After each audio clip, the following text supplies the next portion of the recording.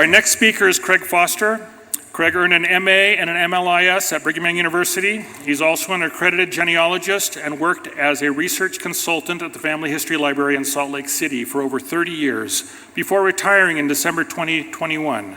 He has published multiple books and articles about different aspects of Mormon history, including co-editing the Persistence of Polygamy series with Newell G. Bringhurst, and co-authored American Polygamy, A History of Fundamentalist Mormon Faith with Marion T. Watson. Craig is also on the editorial board of the John Whitmer Historical Association Journal. And with that, I'll turn the time over to Craig Foster. I'm hoping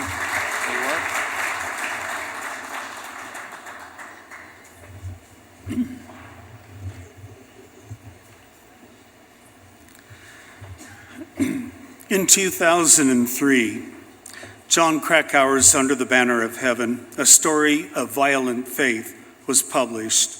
Krakauer, well known for action-adventure books, argued that Mormonism has a history and doctrine deeply steeped in violence. In a review of Krakauer's book titled Doing Violence to Journalistic Integrity, I strongly took issue with Krakauer's claims of a violent faith. I ended my review by stating, Krakauer's Under the Banner of Heaven has not lived up to expectations, nor to its pre- and post-publication publicity. Moreover, his obvious biases against both religion in general and the Church of Jesus Christ in particular have made the book nothing more than a flawed, sensationalistic work that it is hoped will soon be forgotten, along with many similar anti-Mormon works of the past. Obviously, I am not a prophet. Rather than, we'll see if that works. Oh, good. Rather than disappearing, Krakauer's book has become, according to some sources, one of the best-selling books on Mormonism in the 21st century. We now have Under the Banner of Heaven, the FX series that appeared on Hulu. Dustin Lance Black, a former member of the Church of Jesus Christ of Latter-day Saints, spent more than a decade adapting Krakauer's book into a screenplay. Black proudly announced that he worked very hard to not just rely on John's book, but to dig deeper. He said, I wanted it to be authentic. Furthermore, he claims to be one of the most diligent about trying to stay most close to the truth. Black and others associated with the series claim to have worked to have the most accurate portrayal of the church in all its forms. And many members of the media heralded the show's supposed accuracy. Time had a headline stating, Black sticks close to the facts. And the Los Angeles Times announced that this series gets church history right, even down to the bullet holes. During an interview about the series, John Krakauer enthusiastically said, they hated my book, and I think they're going to go crazy about this. The show, according to Black, helps people feel less alone in their questions, less alone in their concerns. Under the Banner of Heaven, which aired as a 7-part television series on Hulu during April and May of this year, ostensibly recounts the 1984 murders of Brenda Lafferty and her infant daughter, Erica Lafferty. The murders were committed by two of Brenda's brothers-in-law, Dan and Ron Lafferty, who claimed they were commanded by God to do so. Both the book and the show address these murders, but the TV series does so in such a tortured, twisted, roundabout way that people have questioned the true purpose of the show itself. Perhaps anticipating criticism of the series, a woman hired as one of the show's paid consultants because of her knowledge and experience with Mormon fundamentalist history, as well as Mormon and Utah history and culture, wrote, I know that some Mormons will dismiss the series entirely if they see a word or hair out of place. She continued, short-sighted as that seems, that's the reality of our community that uses purity as a rubric for truth. Stories, life and art, are a bit messier, and the truth found in the messiness is more interesting to me. There are so many instances where we could have been inflammatory or sensational, and Lance repeatedly chose not to. He was a fierce advocate for our people. Under the Banner of Heaven television miniseries announces that the televised version was inspired by the book of the same title. It wasn't even based on, it was inspired. And despite declarations of avoiding the inflammatory and sensational, the series mixes fact and fiction to create a show in which the audience doesn't know when fact stops and fiction takes over.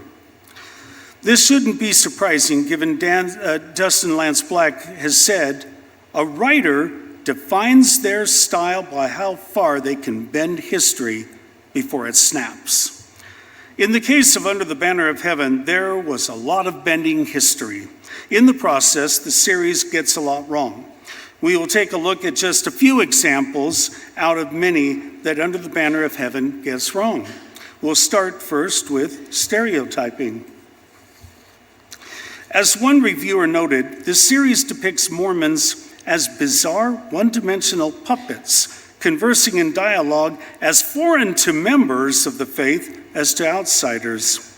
A viewer also expressed concern about the dialogue. She wrote, "The dialogue uses Mormon words, but not in the context that members would use it. I have heard many of the phrases throughout my life, but not in those contexts." Mormon historian Patrick Mason, who had attended the Salt Lake City premiere, wrote that, "It's a problem for the show that none of the Mormon scholars I was sitting with, all of whom know full well how to apply an open critical gaze to our own culture and tradition, recognized ourselves or our people in the show." Watching Hollywood portrayals of church members is often as surreal as watching aliens pretending to be human. And this television series was filled with cliched stereotypes such as the overuse of Heavenly Father, referring to everyone as brother and sister, and that includes police officers canvassing the neighborhood during the criminal investigation, as well as a number of other superficial things. However, it didn't stop there. In order to make what the Lafferty brothers did even more shocking than it already was, the show portrayed a uniquely pathological and apostate family as somehow representative of the faith community as a whole. In fact, the show went beyond that. During the series were a number of comments about the Lafferty family being the Kennedys of Utah. Marrying into the Lafferty family was like marrying royalty, as Brenda Lafferty says in episode 2. There are deeper insinuations, such as constant suggestions of women being second class in the church. For example, during the investigation, when they find out Brenda Lafferty wrote a letter to church headquarters, Jeb Pyrie, the made-up investigator, says, "The living prophet." It's kind of like writing a letter to Heavenly Father himself. And it's hard to imagine an LDS wife doing this to her own family. It's extreme. The stereotyping and misinformation can be found in every episode. And this extends not only to members of the Church of Jesus Christ. While the series did a better job differentiating between members of the LDS Church and fundamentalist Mormons than Krakauer's original book, there are still real problems, and once again, there are needless stereotypes and inaccuracies. Even as LDS Church membership isn't monolithic, fundamentalist Mormons are not all the same. The FLDS are probably the best known because they and their leader Warren Jeffs have been in the news so much. FLDS women are best known for their prairie dresses, as they are called, and their poofy hairstyles. Because of the raid on the Yearning for Zion Ranch down in Texas in 2008 and other events with FLDS in the news, most people envision FLDS whenever they hear the term fundamentalists. I will have to admit surprise when the series repeatedly made reference to the FLDS. In episode 4, they mentioned some of the Laffertys visiting Colorado City, and then Officer Pyrie says, "You know, Bill, doing business with the FLDS is kind of like doing it with the mafia. You don't just walk away on your own terms. So if our church finds out that Robin continued to do business with fundamentalists, brother, I don't have to tell you that your excommunication will be right around the corner." There are also several other references to the FLDS during the series. Now, the reason why I was surprised, and I can admit, sitting there with open mouth the first time they mentioned the FLDS, was because the FLDS didn't exist in 1984.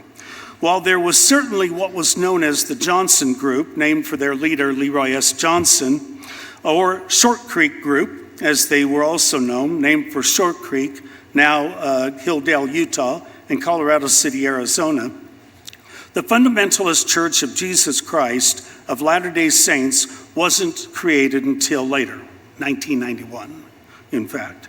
Apparently, the show's management ignored their consultant, who does have knowledge and experience with Mormon fundamentalist history, and any references to FLDS and Under the Banner of Heaven are anachronistic. Another problem is portraying the FLDS to be akin to the mafia and making reference to anyone doing business with the FLDS risking being excommunicated. There are plenty of people and businesses who do business in one way or another with members of the FLDS. Simply doing business does not make a member of the LDS Church on the verge of some ecclesiastical disciplinary action. Another problem of stereotyping with how Under the Banner of Heaven portrayed fundamentalists deals with clothing. In just about every scene where fundamentalist women appeared, they were dressed in some type of pioneer-style clothing. Not all fundamentalists dress like they just fell out of an episode of Little House on the Prairie. With most fundamentalists, back in 1984 and today, you would never know they were fundamentalists by simply looking at them. As historian Max Perry Mueller wrote in his review of the show, most Mormon fundamentalists are less like the Laffertys and the FLDS and more like the characters on TLC's Sister Wives and the polygamous family on Big Love. They dress in modern clothes, live in suburbs, and have business and social ties with their local communities. Now, LDS fear of learning or discussing its history. One of the themes of the show was the idea of members of the church putting uncomfortable issues and controversial and embarrassing events in church history on the proverbial shelf. That phrase was repeated several times throughout the series. In episode 3, Jeb Pyrie is talking with his bishop about troubling questions he has. The bishop says, "Brother Pyrie, I'm not an academic or a historian, so I never concern myself with such deep dives. You understand what I'm saying?" Pyrie says no. The bishop has a very serious look on his face and says, "I don't go digging in the past, and neither should you. You place your trust in today's prophet, Spencer W. Kimball. You leave the things you do not understand on a shelf. Then you trust that the prophet will never lead us astray." Perhaps I've lived a sheltered life, but I actually had never heard that expression about putting it on a shelf until this show. I have talked with others who have heard something like that, but I hadn't. Nevertheless, this idea of church officials and members being afraid to learn about and discuss their history permeates both the series and many interviews and opinion pieces of Black and others involved.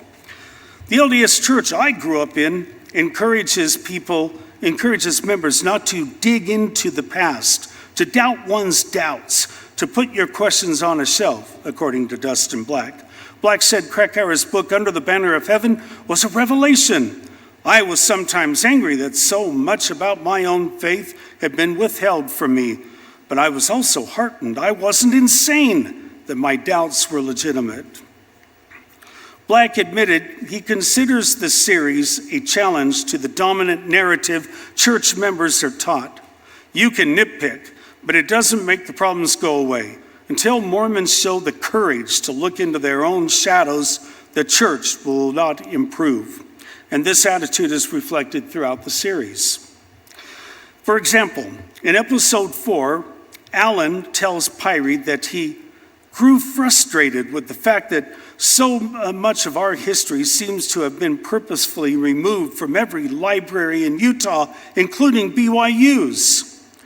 That statement is so far from reality that the show's creators should be embarrassed. The Harold B. Lee Library at Brigham Young University has probably the second best collection of anti-Mormon literature in the world, second only to the historical library at Church of Jesus Christ of Latter-day Saints headquarters. The Lee Library also has an excellent collection of fundamentalist Mormon literature that has been collected from the various groups who claim ties to the church. Furthermore, serious scholars of any religious background are allowed to view these publications and historical records. Finally, not only do the church library and BYU's library have excellent collections of material alluded to in the series, the Marriott Library at University of Utah and what was known as the Merrill Library in 1984, now Merrill Kazir Library at Utah State University, also have had excellent collections for years. Both of these latter two libraries are at state-owned institutions and therefore would not have any vested interest in hiding or destroying Latter-day Saint-related print and manuscript material. In a commentary published in the Los Angeles Times, one of the show's consultants explained, "I study Mormon history for a living and am no stranger to its complexities." She then complained, "The LDS Church remains predictably averse to its own history." She continued, "Many Latter-day Saints prefer our script to say, 'We are a persecuted religious minority whose ancestors suffered death and destruction at the hands of an angry world not prepared for God's truth. Outsiders who don't extol our virtues join the mobs of history that martyred our founding prophet Joseph Smith,' which may explain why Banner, adapted by former Mormon Dustin Lance Black from Krakauer's book, led numerous LDS critics to question Black's qualifications to tell the story and insist that no practicing Mormons were consulted on the show. Translation: any depiction of Mormons or Mormonism in this series is prima facie false and unfair. Pay no attention to it. After insisting that the production consulted several practicing Latter-day Saints, current and former temple workers, a sitting LDS bishop, fundamentalist Mormons, scholars, historians, and others, she wrote, "The idea that someone must be practicing in order to present a fair story leads in a chilling direction. The belief that Dan Lafferty should have written the script, Warren Jeffs should have written it, Ammon Bundy and his brothers should have written it." No, actually, the reason many people asked if there had been any active Latter-day Saints involved as consultants was not from a fear of having people other than only practicing Mormons write our stories, as she had assumed. Instead, people asked about whether or not active members of the church had been consulted because the production was so over the top, blatantly, indeed painfully one-sided and negative toward the LDS Church and its adherents that the show left many viewers dumbfounded. Most members are not asking to have the likes of Dan Lafferty or Warren Jeffs write the script, but they are asking for better than what was produced. Could we not have had the likes of Lawrence Foster, Sarah Berenger Gordon, or Jan Ships, all non-Mormons, and still excellent Mormon historians? Could we not have had the likes of the late B. Carmen Hardy, a former church member but still an excellent historian? Could we not have had the likes of my good friend and mentor, Newell G. Bringhurst, who has not been an active believing member of the church for the last 65 years, but still writes history that discusses warts and uncomfortable aspects of church history in a fair way that doesn't revel in and embellish real and perceived problems. We don't need Dan Lafferty or Warren Jeffs acting as script runners, but we also don't need what one reviewer called unwatchably bad television. And now to the Mormon culture of violence. In the first episode of the series, the character of Alan Lafferty says, "If you really still believe your God is love, then you don't know who you are, brother. This faith, our faith, breeds dangerous men." This introduces the main theme of the series: Mormonism is inherently violent. Max Perry Mueller wrote, "At its core, Under the Banner of Heaven is merely a polished recycle of Krakauer's thesis that Mormonism is a faith that breeds dangerous men, and that the level of these men's devotion to their faith can be measured by the level of abuse and violence that they are willing to commit in the name of Heavenly Father." Black and Krakauer put forth an anti-religion polemic that itself verges on fundamentalism. All faiths corrupt. Absolutist faiths like Mormonism, be it the brand based in Temple Square or found in some of the off-grid compound in a remote corner of the West, corrupt absolutely. Public Square magazine noted how the series, like the book, insists upon violent socialization within the faith, taking for granted that men are being encouraged towards aggression in the faith as a critical backdrop for the murders themselves. In an essay, non-Mormon writer David Ives writes, "If there's one thing to be learned from the Hulu miniseries Under the Banner of Heaven, it's that the Mormon church is chock full of homicidal maniacs." The implication is that if you go back to the very core teachings, you'll discover that Mormonism and all religion in general is inherently violent in nature. Every believer is a potential killer, a ticking time bomb just waiting for the right moment to go off. While perhaps not accusing members of the church as ticking time bombs, those involved with the show do push the violence argument. One show consultant stated, "The ugly truth is that there are a lot of violent men in our community who use the doctrine to mask or enable their violence." Dustin Black explained, "I don't think most Mormons are violent. Most are not, thank goodness. But I'm not talking about physical violence. I think if you're participating in a patriarchal structure that harms women, you might not realize the violence you're helping perpetuate." Along those same lines, one of the show's consultants wrote, "Mormonism does have a pattern of violence and patriarchal fundamentalism, regardless of our protestations otherwise. Not every Mormon is violent, but every Mormon has participated in a system of violence whenever upholding doctrines of racism, sexism, and homophobia." Of course, the previous statements beg the question, who defines this supposed systemic patriarchalism, racism, sexism, and homophobia? Because I have a feeling that I'm very confident in saying my definition of these terms is going to be different than their definition. So who should be arbiter of these terms and why? Megan Kohler published an opinion piece in the Deseret News titled, "The Church Was My Escape from Misogyny and Violence," where she gave her opinion of how misogyny and violence are defined. It doesn't even matter that there's plenty of evidence to suggest otherwise regarding supposed violence in the church. The point is that for some influential voices, the Church of Jesus Christ of Latter-day Saints and its practicing members are guilty of a kind of cultural violence and misogyny for not more fully embracing progressive ideas regarding gender and sexuality. Whether or not Black and others involved with Under the Banner of Heaven would fall into that category can certainly be debated. But that is only one aspect of the claims Mormonism breeds violence and dangerous men. Throughout the series, The Church of Jesus Christ of Latter-day Saints and its members are portrayed as uniquely violent. Indeed, their doctrines, history, and even culture are portrayed being entrenched in violence to one degree or another. This will not be the first time that the church has been connected to violence in popular culture, historian Patrick Q. Mason noted in advance of the series.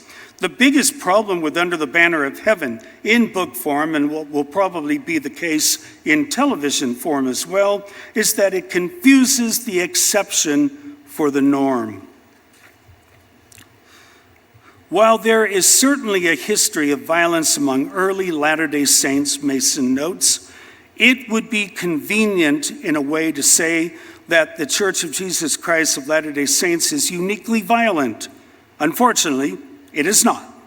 Every religion, every political system, every ideology, and every nation state have blood on their hands. Whatever group you identify with, I guarantee you can find your equivalent of the Lafferty brothers. It has been suggested that Mormonism was a violent subculture within a violent national culture. The reality is that despite some famous events in Latter-day Saint history, such as Missouri's Mormon War, the problems in Illinois and martyrdom of Joseph and Hiram Smith, the Utah War and Mountain Meadows Massacre, as well as various acts of extra-legal justice in Utah Territory, historically, the LDS Church and its members tended to be less violent than those around them. David T. Cartwright, in Violent Land, Single Man and Social Disorder, From the Frontier to the Inner City, wrote, American society, or at any rate a conspicuous part of it, has been tumultuous from the very beginning of European colonization. 17th century Virginia was a disorderly place, though Massachusetts Bay Colony was not. Violence in America has long manifested this uneven quality. Some regions, such as the South and the frontier and urban ghettos, have experienced very high levels of violence and disorder, while others, such as rural New England or Mormon Utah, have been far more tranquil places. Patrick Mason referenced Scott K. Thomas' important work, Violence Across the Land, Vigilantism and Extra-Legal Justice in Utah Territory, which shows that Utah was not more violent than other Western states and territories. He wrote, the remarkable fact that historians can name virtually every instance of violence by Latter-day Saints against their opponents in the religion's early decades suggests the relative infrequency of such episodes. By contrast, scholars who study the genocide of Native Americans or the lynching of African Americans admit that their estimates of how much violence actually occurred will always be imprecise given the overwhelming number of deaths and relative lack of documentation. For over 20 years, I have researched and written about extra-legal justice in Utah and other parts of the United States, and I would strongly agree with Mason, Thomas, and others who have found less violence among early Latter-day Saints. Like Mason and others, I neither condone nor do I ignore examples of violence in Utah. I am just putting these examples in historical and social context and comparing them to what was going on in other parts of the country. Despite accusations of ignoring the dark aspects of our past culture and doctrine, the LDS Church and its historians have attempted to acknowledge and understand past events involving violence. For example, the Gospel Topics essay, Peace and Violence Among 19th Century Latter-day Saints. Another example being Massacre at Mountain Meadows by Ronald W. Walker, Richard E. Turley Jr., and Glenn M. Leonard. Naturally, the Mountain Meadows Massacre was covered in Under the Banner of Heaven. In fact, it was in the last episode as a culmination of the Mormon violence theme. Black later explained that from the beginning, he knew he was going to end the series with the Mountain Meadows Massacre. The version portrayed in the show is rather uneven, simplistic, and one-dimensional. However, according to Black, his version is better than what has been previously presented. He explained to a Slate reporter, "Unfortunately, I guess, for the LDS Church historians, there were witnesses and people who wrote down their accounts, and we now know better what happened." Dustin Black knows better than LDS historians who worked on Massacre of Mountain Meadows? I doubt it. I feel fairly comfortable, believe me, very comfortable, in asserting that there has never been and probably never will be such intense and extensive research about the Mountain Meadows Massacre as there was researching the book published by Oxford University Press. Of course, the Mountain Meadows Massacre was not the only aspect of violence covered in the series. The reason for the series was the tragic murders of Brenda and Erica Lafferty, which was claimed to be and portrayed as a result of religious zealotry. The Lafferty brothers blood atoned their sister-in-law and niece. But were the murders really blood atonement? According to Randy Johnson, former American Fork Chief of Police, the murders were not blood atonement. Johnson explained, as you've seen earlier during the breaks, that during his professional career, he was an expert on the occult, Satanism, witchcraft, voodoo, ritualistic killing. With the Lafferty killing, he says, there was no ceremony type of thing about the crime scene. The only thing that puts a religious tinge on this is that revelation that Ron, had about dedicating that instrument and removing people that occurred 2 or 3 months before the homicide. I don't remember seeing anything that would have caused me to consider that to be a ritualistic killing. They beat her because she resisted. They strangled her with the vacuum cord in hopes to kill her. When she continued to fight and scream, they smothered her apparently, and apparently that did not kill her. And so they had brought that knife, which was not the instrument that they wanted to dedicate. It was a knife of convenience that they had purchased just the day or two before. That knife was not set apart. It was not consecrated. It was not dedicated. It was simply a way to make sure that she was dead. Johnson was not alone in declaring the murders to not be religiously oriented. Creighton Horton, who prosecuted Ron in the 1996 retrial after the first trial was thrown out due to a question of mental competency, does not believe that Ron was a religious zealot. Though the so-called removal revelation was in scriptural language, Horton says, it was about taking revenge on Brenda and those who helped his ex-wife. Dan may have been driven by his religious fanaticism, Horton says, but Ron simply had a vendetta against the women who defied him. And Sharon Wright Weeks, Brenda's sister, called it a classic case of domestic violence wrapped in religious rhetoric. The show's creators didn't get this wrong so much as they overemphasized the one possible motivation for murder to the detriment of the other because the possible religious connection fit their narrative. Their need to create a drama that would undermine and attack a religion ultimately meant the series gets a number of things wrong. And we've discussed a few of these in the presentation. I'm going to take just a minute to list some of the other things they got wrong and to highly recommend you go to Under the Banner of Heaven, Fact versus Fiction, located at the FAIR website. It includes interviews with experts, questions and answers about each episode and other information. Now here are just a few examples among many that Under the Banner of Heaven gets wrong. This shows Alan Lafferty not knowing who committed the crime and going on about strange men with beards that he didn't know. depicting the founding of the faith from the beginning with two love-struck teenagers with vivid imaginations. This despite the fact that Joseph Smith didn't meet Emma Hale until he was 19 and she was 21. That Lilburn Boggs was shot and killed by a Mormon destroying angel while serving as governor of Missouri. That Emma disbelieved in both Joseph's prophetic calling and the authenticity of the Book of Mormon.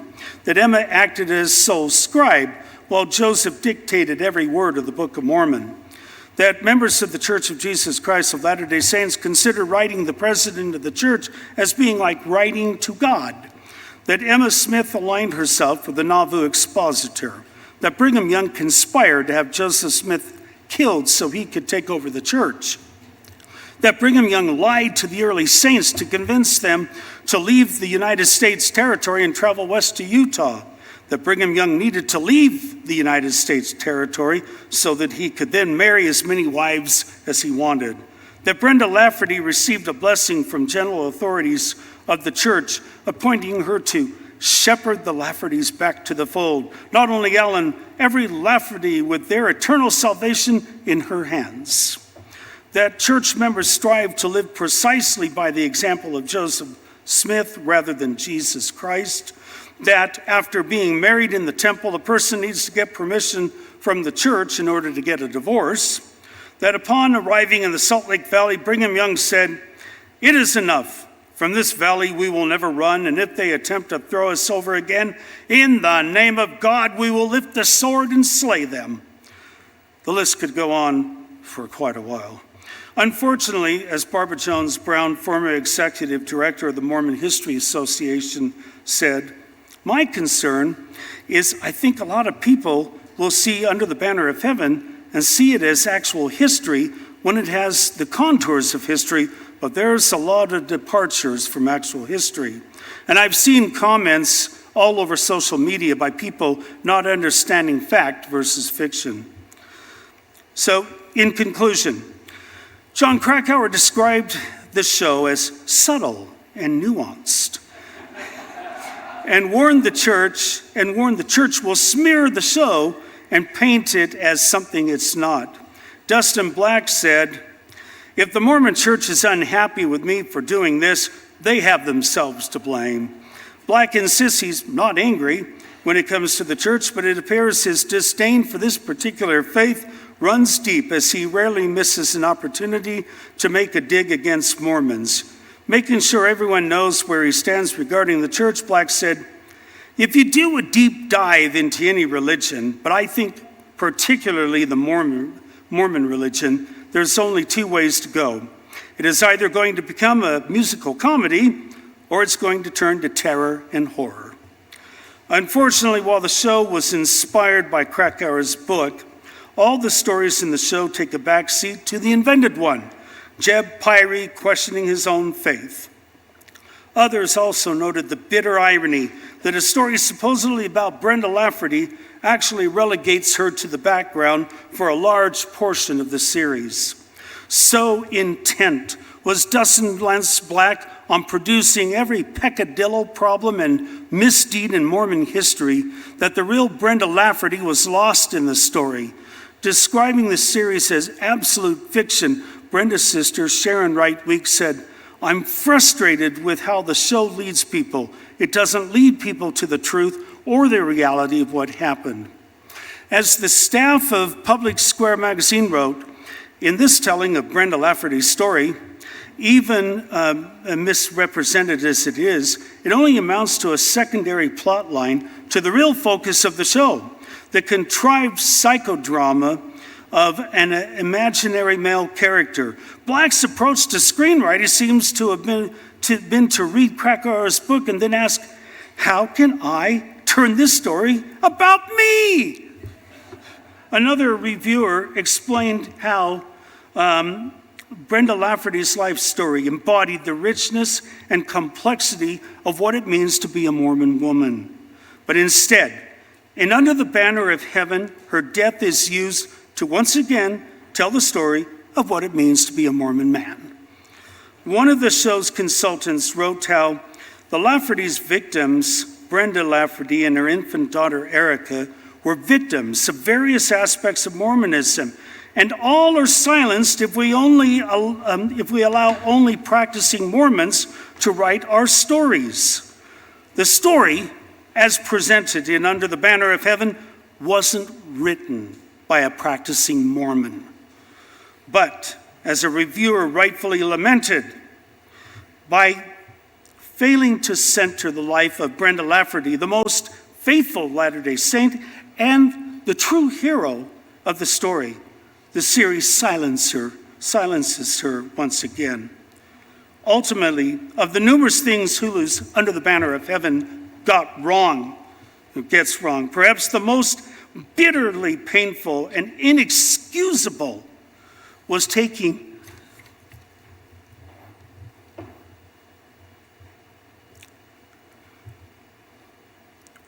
a real woman who loved life, her family, and who died in part because she refused to be a pawn in the Lafferty brothers' warped agenda, and then making her a pawn in another's warped portrayal with an agenda. Thank you.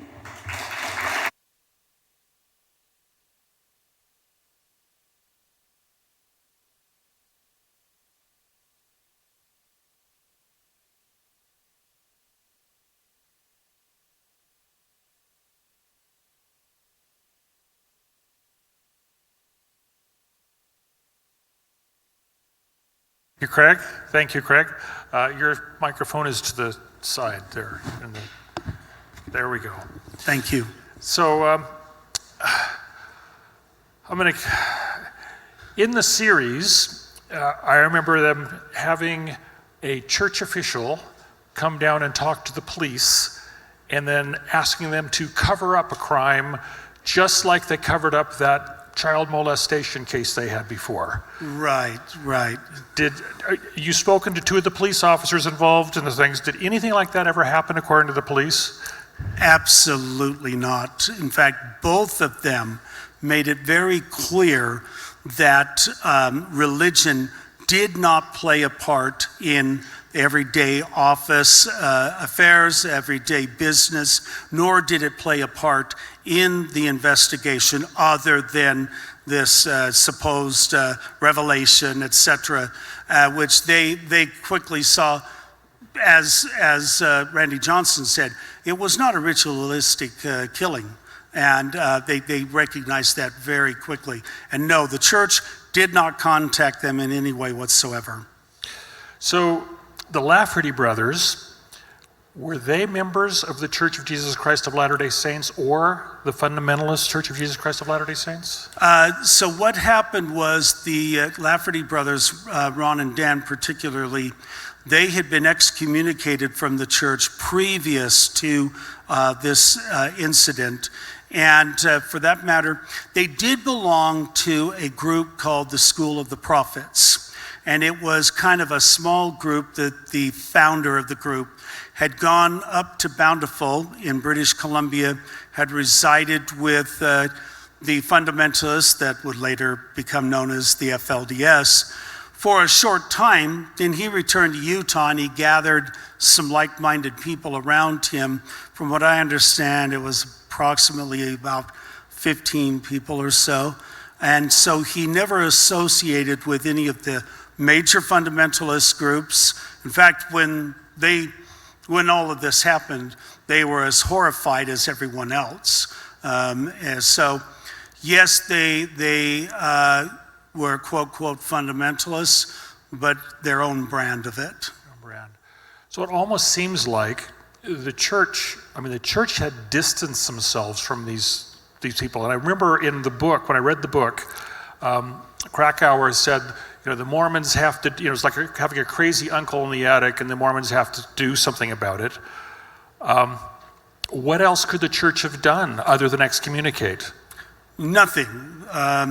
They did what they could, and that was all they could do. It isn't like they control the police department or any other government institution. So they did what they could, and that was all they could do.